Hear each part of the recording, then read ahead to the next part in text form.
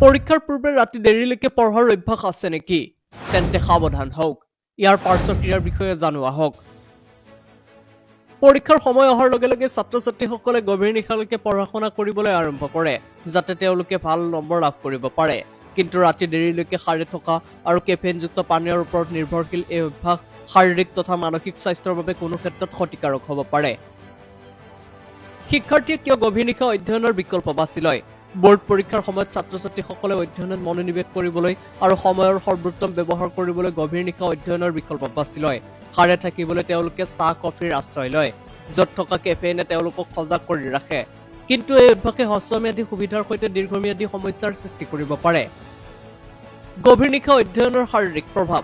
ৰাতি দেৰিলৈকে সাৰে থাকিলে আৰু পৰ্যাপ্ত পৰিমাণে টোপনি নাহিলে শৰীৰ ভাগৰুৱা, মূৰৰ বিষ আৰু ৰোগ প্ৰতিৰোধ ক্ষমতা দুৰ্বল হৈ পৰে। দীৰ্ঘদিন ধৰি কেফেইন সেৱন কৰিলে হৃদস্পন্দন বৃদ্ধি আৰু ৰক্তচাপ বৃদ্ধিৰ দৰে সমস্যাৰ সৃষ্টি হ'ব পাৰে। ইয়াৰ ফলত অধ্যয়নৰ মানদণ্ডতো প্ৰভাৱ পৰে। মানসিক স্বাস্থ্যৰ ওপৰত প্ৰভাৱ। অপৰ্যাপ্ত টোপনিয়ে মানসিক স্বাস্থ্যৰ ওপৰত প্ৰত্যক্ষ প্ৰভাৱ পেলায়। ইয়াৰ ফলত স্মৃতিশক্তি দুৰ্বল হোৱাৰ লগতে শিক্ষণ ক্ষমতা হ্ৰাস পাব পাৰে। টোপনিৰ অভাৱে মানসিক চাপ আৰু উদ্বেগ কৰিব পাৰে, যাৰ ফলত শৈক্ষিক প্ৰদৰ্শনত নেতিবাচক প্ৰভাৱ পৰে। পৰীক্ষাৰ সময়ত ছাত্ৰ-ছাত্ৰীৰ ওপৰত অপ্ৰয়োজনীয় হেঁচা প্ৰয়োগ কৰাটো অভিভাৱক আৰু শিক্ষকসকলে পৰিহাৰ কৰিব লাগে। তেওঁলোকৰ কঠোৰ পৰিশ্ৰমৰ শলাগ লওক আৰু তেওঁলোকক শান্ত আৰু মানসিক চাপমুক্ত পৰিৱেশ প্ৰদান কৰক। তেওঁলোকক বুজাওক যে সুস্বাস্থ্য অবিহনে অধ্যয়নত সফলতা লাভ কৰাটো কঠিন। অধ্যয়নৰ লগতে আত্মযত্নকো অগ্ৰাধিকাৰ দিয়াটো জৰুৰী।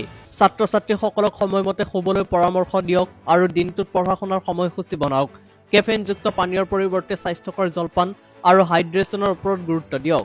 নিয়মীয়াকৈ বিৰতি লোৱা আৰু শাৰীৰিক ক্ৰিয়াকলাপত লিপ্ত হোৱাটোৱেই মানসিক আৰু শাৰীৰিক শক্তি বজাই ৰখাত সহায় কৰিব পাৰে।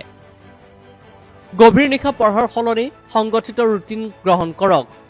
পুৱা সোনকালে উঠি পঢ়া-শুনা কৰাটো এটি উত্তম বিকল্প। পঢ়াৰ সময়ত ছাত্ৰ-ছাত্ৰীসকলক অলপ বিৰতি লৈ পুনৰীক্ষণ বাবে পঢ়াৰ সময়ত ছাত্ৰ-ছাত্ৰীসকলক অলপ বিৰতি লৈ পুনৰীক্ষণৰ বাবে সময় আঁতৰাই ৰাখিবলৈ পৰামৰ্শ দিয়া হয়। পৰ্যাপ্ত টোপনি, সুষম খাদ্য আৰু নিয়মীয়া ব্যায়ামে ছাত্ৰ-ছাত্ৰীক মানসিক চাপমুক্ত কৰি ৰাখে আৰু তেওঁলোকৰ শৈক্ষিক প্ৰদৰ্শন বৃদ্ধি কৰে।